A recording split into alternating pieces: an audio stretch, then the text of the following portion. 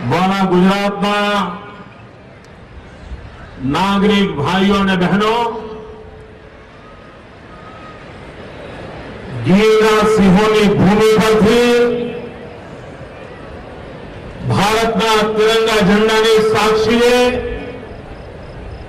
હું આપ સૌ મારા ગુજરાતના વાલા ભાઈઓ બહેનોને અંતઃકરણપૂર્વક આઝાદીના પર્વની અનેક અનેક શુભકામનાઓ પાઠવું છું। ભાઈઓ બહેનો, આ દેશના અનેક મહાપુરુષોએ, સ્વાતંત્ર્ય સેનાનીઓએ, પૂજ્ય બાબુ પૂજ્ય સરદાર પટેલ, અનેક ક્રાંતિકારીઓ જેમણે પોતાની જીવાની આ ભારત માતાને જંજીરોમાંથી મુક્ત કરાવીને આઝાદીનો શ્વાસ આપણે લઈ શકીએ એ માટે આખી જીવન એમણે હોમી દીધું હતું। આઝાદીના લડવૈયાઓએ અનેક સપના જોયા હતા। આ દેશને સ્વરાજ્ય મળ્યું, પણ કમનસીબે સુરાજ્ય ન મળ્યું। અગર જો આ દેશની સામે કોઈ મોટામાં મોટો પડકાર હોય તો એ પડકાર સુરાજ્યનો છે। દેશ આઝાદ થયો ત્યારે જે વાતાવરણ હતું, દેશભક્તિની લલક હતી, દેશ માટે કરી છૂટવાની હર હિન્દુસ્તાનની તમન્ના હતી। એ વખતે અગર જો દેશ में સુરાજ્યની દિશામાં વાળવા માટેનો પ્રયાસ થયો હોત તો આજે ભારત સમૃદ્ધ દેશોની જગ્યા ઉપર ઉભો હોત। ભારત આઝાદ થયા પછી દુનિયાના અનેક દેશ આઝાદ થયા છે। વિશ્વના નકશા પર જેમનું નામો નિશાન નહોતું એવા દેશોએ પોતાનું સ્થાન ઉભું કર્યું છે। અને આવા નાના નાના દેશો પણ આપણા પછી પણ આઝાદ થયા છતાંય આજે વિશ્વના સમૃદ્ધ દેશો પૈકી એમનું સ્થાન ઉભું કર્યું છે। ભાઈઓ બહેનો, સુરાજ્યની લલકને આ દેશ પ્રાપ્ત ન કરી શક્યો, પરંતુ ગુજરાતે ભલી ભાંતિ એ વાતને સમજી લીધી અને ગયો આખો દશકો રાજનીતિક સ્થિરતાને કારણે, પોલિટિકલ સ્ટેબિલિટીને કારણે આપણે એક પછી એક સુરાજ્યની દિશામાં કદમ ઉઠાવ્યા। આજે ગુજરાત એક ગુડ ગવર્ન સ્ટેટ તરીકે દેશ અને દુનિયામાં જાણીતું થયું છે। યુનાઇટેડ નેશન જેવી સંસ્થાઓએ આપણને શાસન પ્રણાલી અને લોકહિતના કામોને ધ્યાને રાખીને પુરસ્કાર સુદ્ધા આપ્યા છે। ભાઈઓ બહેનો, આજે જે ગુજરાતની પ્રગતિ દેખાય છે એના મૂળમાં સુરાજ્ય એક કારણ છે। ગુડ ગવર્નન્સ એક એનું મહત્વપૂર્ણ કારણ છે અને એના કારણે આજે એ શક્ય બન્યું છે।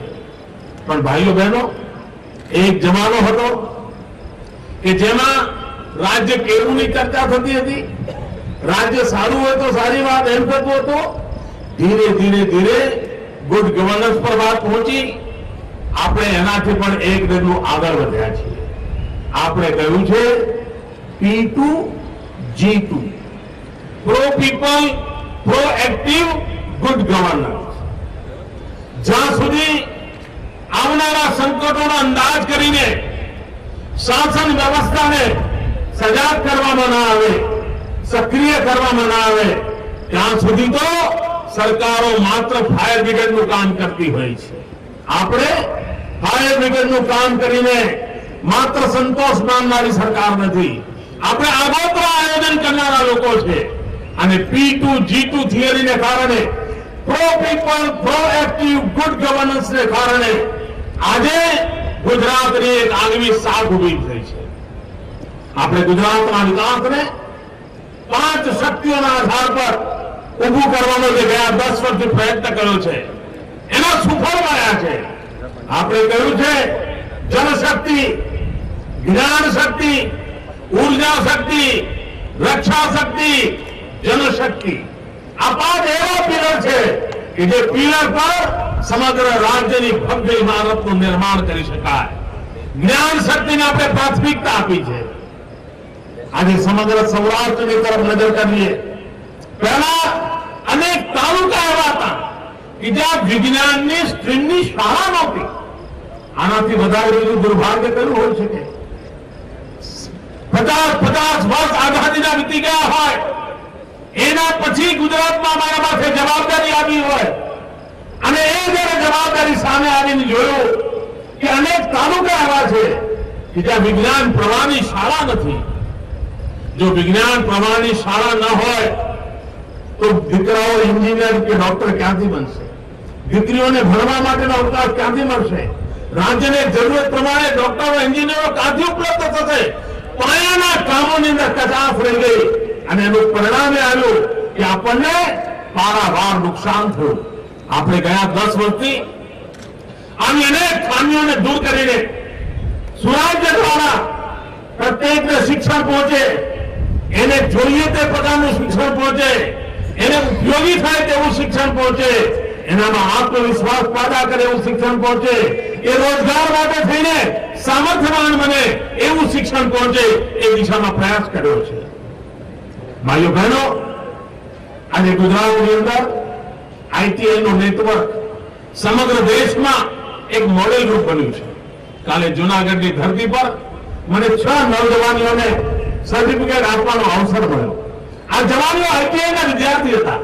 એમણે ક્યારેય જીવનમાં વિચાર નહીં કર્યો હોય કે આઈટીઆઈ એટલે જીવનમાં કઈ જ નહીં, તરવર ફિટર બને મારું તો ભાગ્ય શું હોય. પરંતુ એમણે જોયું કે ગુજરાતની આઈટીઆઈમાંથી ભણેલા વિદ્યાર્થીઓને જર્મનીમાં કદર થાય. જર્મનીની કંપની એમને બોલાવે અને પોતાના ઉત્પાદનના ક્ષેત્રમાં ખૂબ હોશિયાર અને શક્તિશાળી યુવાનો તરીકે એમની પરખ કરે. આ આપણા શિક્ષણની ગુણવત્તામાં જે સુધારો થયો છે એના કારણે પરિણામ બન્યું છે. આજથી 10 વર્ષ પહેલા દીકરીઓ શાળાએ નહોતી જતી. એવા ઘર જોવા મળે કે જ્યાં 4 પેઢી જીવતી હોય, પરંતુ 4 પેઢીમાં એક પણ માં, બહેન કે દીકરી એને શાળાનું પગથિયું ન જોયું હોય. આજે આપણે 100% નામાંકન કરાવવામાં સફળ થયા છે. પહેલા દીકરીઓ નિશાળમાં દાખલ થાય, લોકો શાળા છોડીને જતા રહેતા હતા. આપણે ડ્રોપ આઉટ ઘટાડ્યો 20%, 25%, 30% ડ્રોપઆઉટમાંથી ઘટીને આજે માંડ 1.5-2% પર લાવીને ખડો કરી દીધો છે અને એને પણ આવનારા દિવસોમાં 0 ડ્રોપઆઉટ સુધી લઈ જવું છે. ભાઈઓ બહેનો, ખુશી આ કચ્છ સૌરાષ્ટ્રની દશા કેવી હતી? કચ્છની દશા કેવી હતી? માઇનસ ગ્રોથ હતો. માઇનસ જનસંખ્યા ઘટી રહી હતી. લોકો કચ્છ અને સૌરાષ્ટ્ર છોડીને સુરતની ઝૂંપડપટ્ટીમાં જીવવાનું પસંદ કરતા હતા. મુંબઈની ઝૂંપડી ઝોપડી ચાલીઓમાં પડ્યા રહેવાનું પસંદ કરતા હતા, કારણ પોતાના ગામમાં કોઈ ભવિષ્ય નહોતું. ખારા પાર દરિયાની હવાને કારણે ખેતી તબાહ થઈ ચૂકી હતી. શિક્ષણનું નામો નહોતા, ઉદ્યોગો નહોતા, રોજગારની તક નહોતી અને એના કારણે મારા કચ્છ કાઠિયાવાડના જવાનીઓને મા બાપને છોડીને, ગામ ઘર મોહલ્લો મિત્રો છોડીને નોકરી માટે શહેરોમાં ભટકતા થવું પડ્યું હતું. આજે એક કચ્છ કાઠિયાવાડને એક દરિયા કિનારો સમૃદ્ધ બનાવીને ભારતની સમૃદ્ધિના પ્રવેશદ્વારમાં પરિવર્તિત કરવાનું સપનું જોયું છે. ભાઈઓ બહેનો, સ્પષ્ટ જોઉં છું, જે જહાંજલાલી દ્વારકાધીશના જમાનામાં હિન્દુસ્તાનના દરિયા કિનારે, ગુજરાતના કિનારે હતી. આવનારા દિવસોમાં એનાથી પણ ભવ્ય જાહો જલાલી કચ્છ કાઠિયાવાડ અને દરિયા કિનારે ફરી એક આવવાની છે. એક નવું ગુજરાત ગુજરાતના દરિયા કિનારે આકાર લેવાનું છે. ધોલેરા દરિયા કિનારે બનનારું એક નવું શહેર, દહેજ દરિયા કિનારે બનનારું નવું શહેર આપણા કોસ્ટલ ડેવલપમેન્ટ ઓથોરિટી બનાવી છે. આખો સમુદ્ર કિનારો એને ગાંઠતો કરવો છે, જાગતો કરવો છે, એના માટેનું અભિયાન ઉપાડ્યું છે. અને એની સાથે સાથે આ દરિયા કિનારાની સિક્યુરિટી મુંબઈની ઘટના પછી કોઈ રાજ્ય આંખ બંધ ન કરી શકે. ભારત સરકાર ક્યારે કરશે કે એવું કઠિન છે મિત્રો. ગુજરાત ઇંતજાર ન કરી શકે અને એટલા માટે ગુજરાતે પોતાની અલગ મરીન સિક્યુરિટીની વ્યવસ્થા ઉભી કરી છે. અને અલગ મરીન સિક્યુરિટી દ્વારા ગુજરાતના સમુદ્ર કિનારાને સુરક્ષિત રાખવાનું એક અભિયાન ઉપાડ્યું છે. એક જમાનો હતો કે ગુજરાતનો દરિયા કિનારો બદનામ હતો. એક જમાનો હતો ગુજરાતનો દરિયા કિનારો મજબૂર હતો. અને આજે એક જમાનો છે ગુજરાતનો દરિયા કિનારો દેશનું ગૌરવ બન્યો છે. આજે ગૌરવની વાત છે કે ગુજરાતનો દરિયા કિનારો મજબૂત બન્યો છે. આજે ગૌરવની વાત છે કે ગુજરાતનો દરિયા કિનારો હિન્દુસ્તાનની સમૃદ્ધિની અંદર યોગદાન આપનાર એક સક્ષમ આર્થિક પ્રવૃત્તિનું કેન્દ્ર બન્યો છે. ભાઈઓ બહેનો, એક સમય હતો ગુજરાતનો દરિયા કિનારો એટલે દાણચોરોનું સ્વર્ગ માનવામાં આવતો હતો. એટલું જ નહીં, હિન્દુસ્તાનમાં આરડીએસ આવે તો ગુજરાતના દરિયા કિનારે ઉતરે. હિન્દુસ્તાનમાં AK-47 ના ઢગલા થાય તો ગુજરાતના દરિયા કિનારે ઉતરે. હિન્દુસ્તાનમાં આતંકવાદીઓને બળ મળે તો શસ્ત્રોની આપલે ગુજરાતના દરિયા કિનારે થાય. આ જ બધા દિવસો આપણે જોયા હતા. આજે એ સનવી ચીજોને તાળા લાગી ગયા. આરડીએક્સ ના દરવાજા બંધ થઈ ગયા. AK-47 ના ઢગલા ઉતરતા હતા, બંધ થઈ ગયા. અને 106 નું કવચ ગુજરાતના દરિયા કિનારે પૂરું પાડવાનું કામ ગુજરાતના જાવા જવાનોએ કર્યું છે. ગુજરાતની પોલીસે કર્યું છે. ગુજરાતની સરકારે અગ્રિમતા આપી છે. ભાઈઓ બહેનો, ઉદ્યોગોનો જે રીતે વિકાસ થઈ રહ્યો છે. આજે હું પ્રધાનમંત્રીનું ભાષણ સાંભળી રહ્યો છું. પ્રધાનમંત્રી પોતાના ભાષણમાં જે કહે છે, હું ગુજરાત સરકારના વિરોધીઓને કહું છું કે અમારી વાત તમને ગળા ન ઉતરતી હોય તો કઈ નહીં, પણ તમારા પ્રધાનમંત્રીએ કહ્યું છે કે આ દેશમાં રોજગારી વધારવા માટે વિદેશી મૂડીરોકાણ લાવવું પડે. આપણા પ્રધાનમંત્રી પોતે કહે છે, આપની પાર્ટીના છે, એ પોતે એમ કહે છે કે ગુજરાત હિન્દુસ્તાનની અંદર વિદેશી મૂડીરોકાણ આવે એના માટે થઈને રાજકીય સર્વસંમતિ બનવી જોઈએ. રાજકીય પક્ષોએ વિવાદોથી પર ઉઠવું જોઈએ. હું માનીશ કે ભારતના પ્રધાનમંત્રીની સલાહ કમ સે કમ એમના પક્ષના નેતાઓ માનશે, એમના પક્ષના નેતાઓ સમજશે અને કંઈક કરશે એવું આશા રાખું છું. भाइयों बहनों, आज मैंने जब प्रधानमंत्री का भाषण दूरदर्शन पर सुबह सुना, मुख्यमंत्री के नाते नहीं, एक नागरिक के नाते भी मुझे बहुत निराशा हुई। मेरे देश के प्रधानमंत्री जब 120 करोड़ देशवासियों को संबोधित कर रहे थे, तब सिवाय निराशा उनके मुंह से एक शब्द नहीं निकला। वो कह रहे हैं कि महंगाई को रोकना हमारे आपे में नहीं है, हमारी क्षमता में। ऊपर से कह रहे हैं इस बार मौसम खराब है तो महंगाई की स्थिति और बढ़ बिगड़ सकती है, इस प्रकार की बात कर रहे हैं। मैं हैरान हूं। वो कह रहे हैं कि कई निर्णय हम इसलिए नहीं कर पा रहे कि हमारे साथी दल से हम सहमति नहीं कर पा रहे और उसके कारण एक रुकावट का माहौल आया है। और भाइयों बहनों, प्रधानमंत्री जी तो बातें कही, मैं आज प्रधानमंत्री जी को जूनागढ़ की धरती पर से तिरंगे झंडे की साक्षी से भारत के संविधान की मर्यादाओं में रहकर के सवाल पूछना चाहता हूं। प्रधानमंत्री जी, आज आप वादा कर रहे थे कि आप बैंक का ब्याज कम करेंगे अगर मध्यम वर्गीय लोग अपना घर बनाना चाहते हैं तो। आपने वादा किया प्रधानमंत्री जी, आपको मालूम है आपने 2004 में वादा किया था कि हिंदुस्तान का नौजवान अगर पढ़ाई करना चाहता है तो उसको कम ब्याज से लोन मिलेगी। और आपने ये भी कहा था कि किसी भी नौजवान को अपनी कोई संपत्ति गिरवी नहीं रखनी पड़ेगी, वो सिर्फ अपना सर्टिफिकेट लेके आएगा, एडमिशन का लेटर लेके आएगा, उसको कम ब्याज से लोन मिलेगी। प्रधानमंत्री जी आज 8 साल हो गए, एक भी नौजवान को बिना अपनी संपत्ति गिरवे रखे आपकी कोई भी बैंक लोन नहीं देती। अगर देश के नौजवान को पढ़ाई के लिए लोन देने का वादा करने के बाद भी 8 साल के बाद भी अगर आपकी सरकार लोन देने में असफल होती है तो कौन भरोसा करेगा आपके वादों पर? प्रधानमंत्री जी, आज आपने वादा किया कि आप हर गांव में बिजली पहुंचाने का प्रयास करेंगे। काश अच्छा होता जिन राज्यों ने पहुंचाई है उनका अगर उल्लेख करते तो शायद देश को एक सही संदेश जाता। लेकिन आप राजनीति से ऊपर उठ करके एक प्रधानमंत्री के नाते उतना भी गौरवपूर्ण वाक्य नहीं बोल पाए। लेकिन प्रधानमंत्री जी, मैं आपकी बात पे भरोसा कैसे करूं? मैं इस देश के नागरिक के नाते आपसे ये भरोसा कैसे करूं जब इस देश के 19 राज्य अंधेरे में डूब जाते हो, जिस इस देश के 60 करोड़ से नागरिक अंधेरे की मुसीबत में जीने के लिए मजबूर हो जाते हो। एक अकेला पूरे देश में गुजरात ऐसा रहा कि जब बिजली का संकट आया तब गुजरात बच गया। गुजरात में अंधेरा नहीं हुआ, गुजरात चमकता रहा, गुजरात जगमगाता रहा, लेकिन हिंदुस्तान अंधेरे में डूब गया।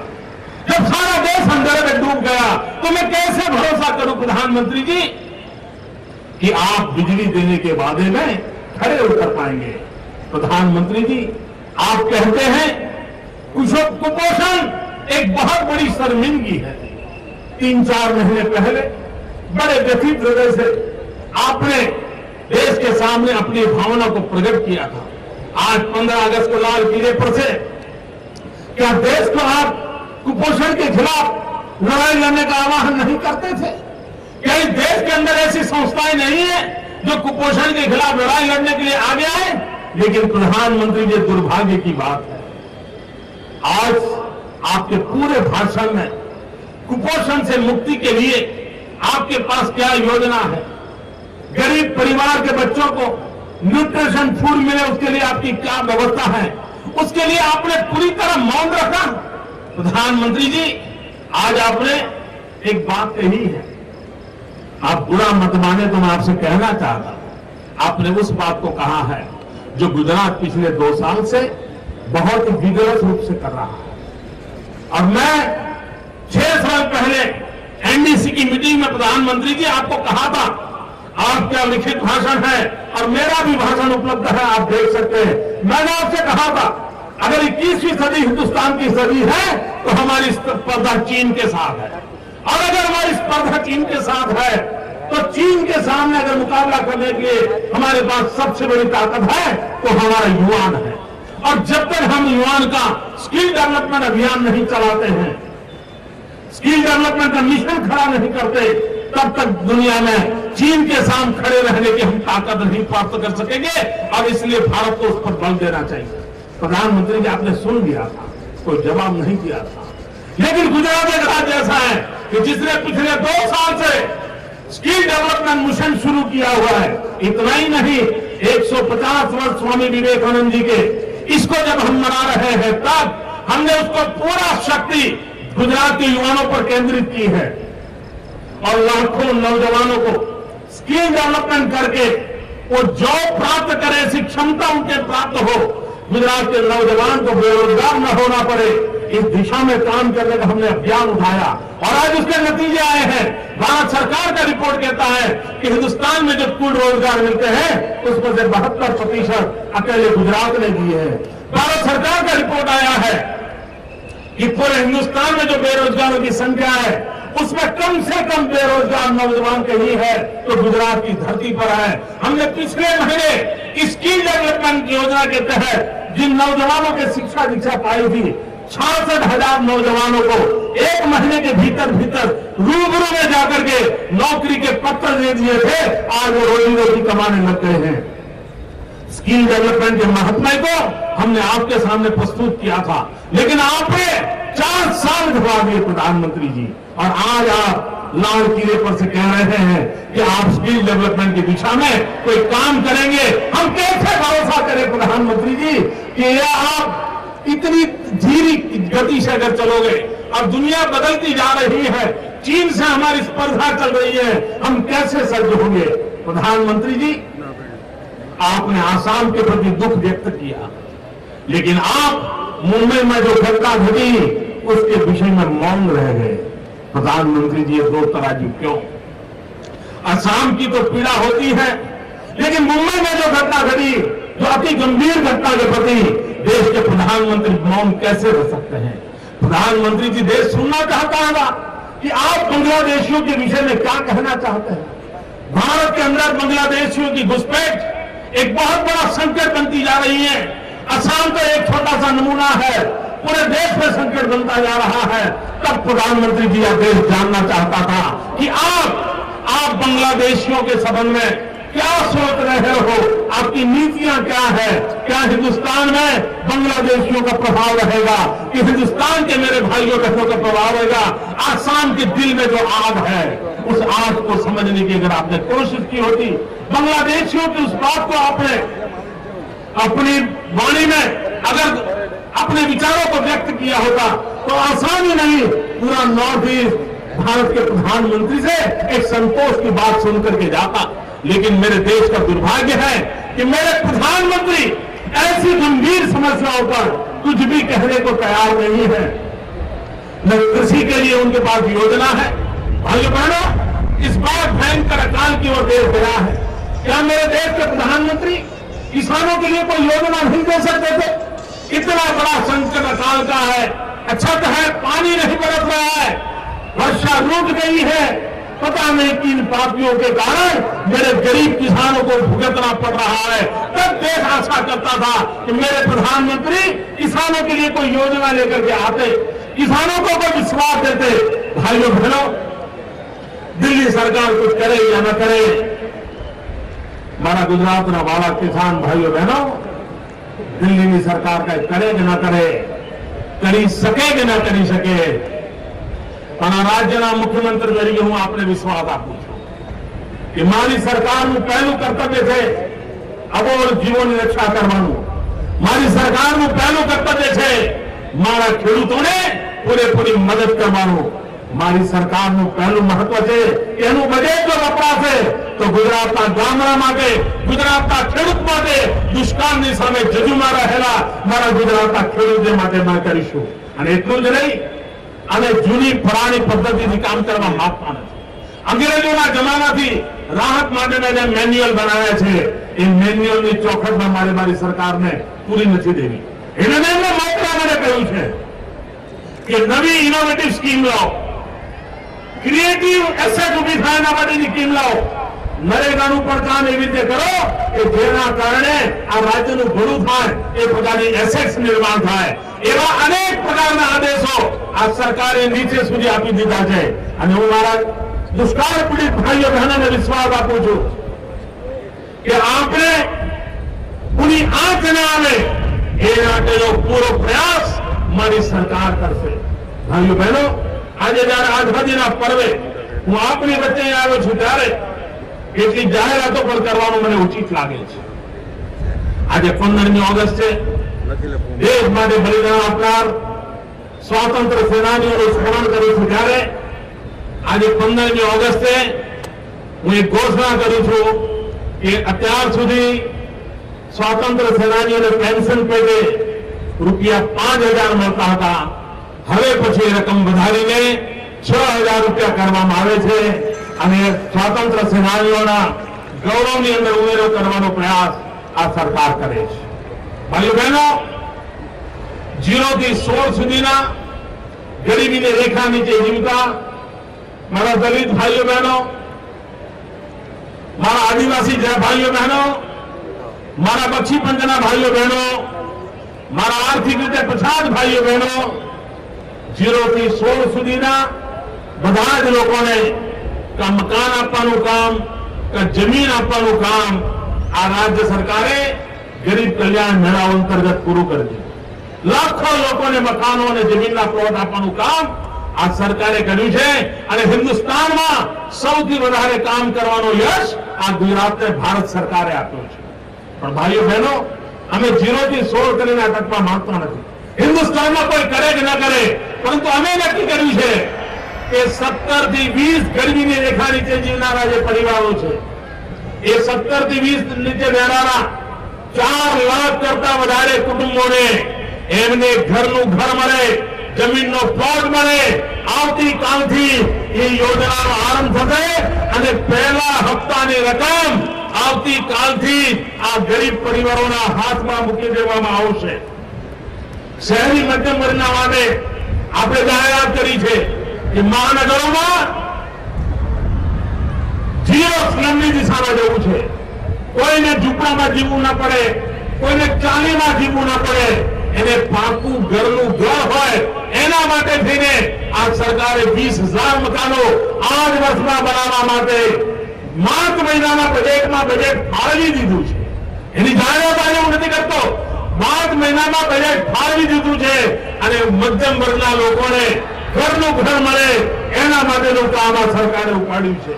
ભાઈઓ બહેનો, ગયા 8 વર્ષથી શિક્ષણને આપણે મહત્વ આપ્યું છે અને આ શિક્ષણને મહત્વ આપવાને કારણે જે લોકો પહેલા, બીજા, 5મા, 7મામાં ભણીને આગળ ગયા છે, હવે એ લોકો કોલેજ કરવા માંગે છે. પરંતુ ગરીબ પરિવારના છે, કોલેજો શહેરમાં છે, એમને હોસ્ટેલોની જરૂર પડે. નીચેનું શિક્ષણ એટલું બધું વધ્યું છે કે જેના કારણે હવે ઉચ્ચ શિક્ષણની જરૂરિયાત ઉભી થઈ છે. આને ધ્યાને રાખીને એક મોટો મહત્વાકાંક્ષી કાર્યક્રમ આ સરકારે હાથ ધરવાનું નક્કી કર્યું છે. 100 કરોડ રૂપિયાની માત્ર રકમ ખર્ચીને 36 જેટલા સ્થાનો પર એસસી, એસટી અને ઓબીસી અને ગરીબ વિદ્યાર્થીઓ એમના માટે હોસ્ટેલોનું નિર્માણ કરવામાં આવશે. આ એક જ વર્ષમાં 26,000 વિદ્યાર્થીઓ રહી શકે એવી 36 જગ્યા પર નવી આધુનિક હોસ્ટેલોનું નિર્માણ કરવામાં આવશે અને ગામડામાંથી જે નવી ભાલાખો તૈયાર થઈ રહ્યો છે, ભણી ગણીને નવી જનરેશન તૈયાર થઈ રહી છે, એને આપણે જોડીશું. ભાઈઓ બહેનો, આ વર્ષ આપણે સ્વામી વિવેકાનંદજીની 150મી જયંતિ ઉજવી રહ્યા છીએ. 11મી સપ્ટેમ્બર સ્વામી વિવેકાનંદના જીવનમાં ઐતિહાસિક દિવસ છે. 11મી સપ્ટેમ્બર હિન્દુસ્તાનના જીવનમાં પણ ઐતિહાસિક દિવસ છે. 11મી સપ્ટેમ્બર ભારતની હજારો વર્ષની સંસ્કૃતિના ઇતિહાસમાં પણ એક મહત્વનો દિવસ છે. 9/11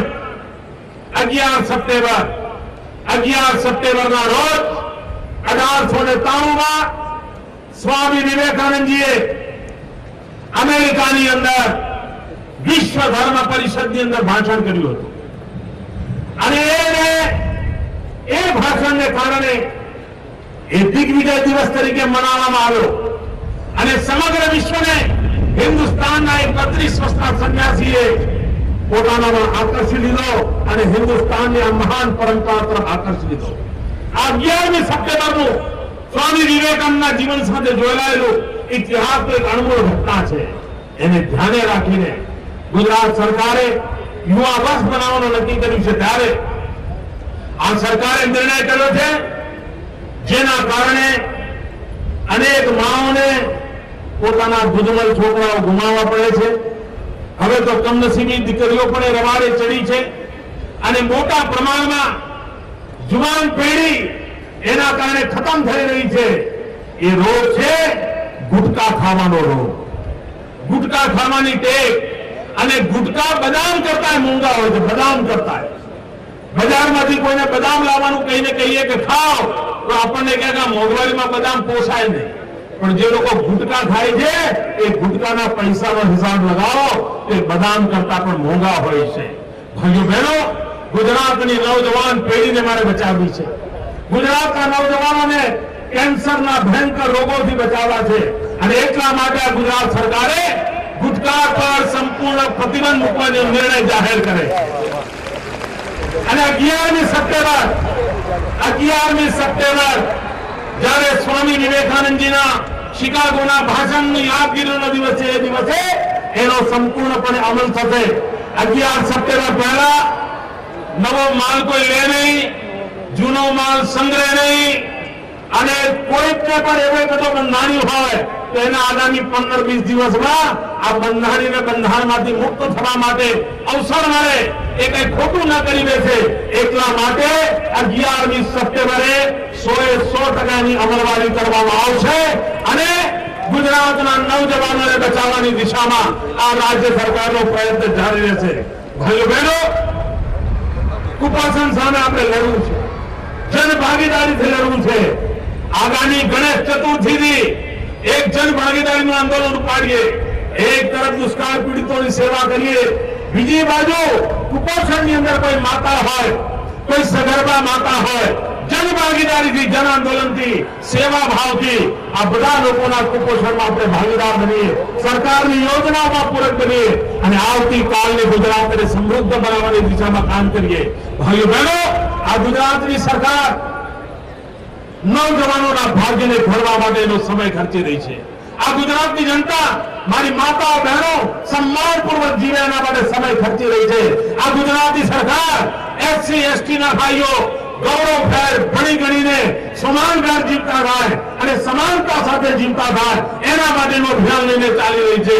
અને તિરંગા ઝંડાની સાક્ષીએ સંવિધાને જે આપણને કામ સોંપ્યું છે એ કામની પૂર્તિનો પ્રયાસ પૂર્ણ કરવા માટેનો એક મક્કમ નિર્ધાર સાથે આગળ વધી રહ્યું છે, પૂરા આત્મવિશ્વાસ સાથે. અને નિરાશાનું નામો નિશાન ન હોય મિત્રો. સંકટો આવતા હોય છે, અરે સંકટોને પાર કરવું એનું જ નામ શક્તિ હોય છે. અમે શક્તિના આરાધકો છીએ અને આ ગુજરાત મહાશક્તિમાન બને એ સંકલ્પ લઈને ચાલનારા લોકો છે. હું ગુજરાતની જનતાને વિશ્વાસ આપું છું, આવતીકાલ વધારે ઉજળી છે. હું ગુજરાતની જનતાને વિશ્વાસ આપું છું, આવતીકાલ વધુ વિકાસ વાળી છે. હું ગુજરાતની જનતાને વિશ્વાસ આપું છું, આવતીકાલ વધારે સુખ અને સમૃદ્ધિની છે. આવતીકાલ વધારે શાંતિ અને સદભાવનાની છે. એ સંકલ્પ સાથે આપ સૌ મારી સાથે બોલજો. ભારત માતા કી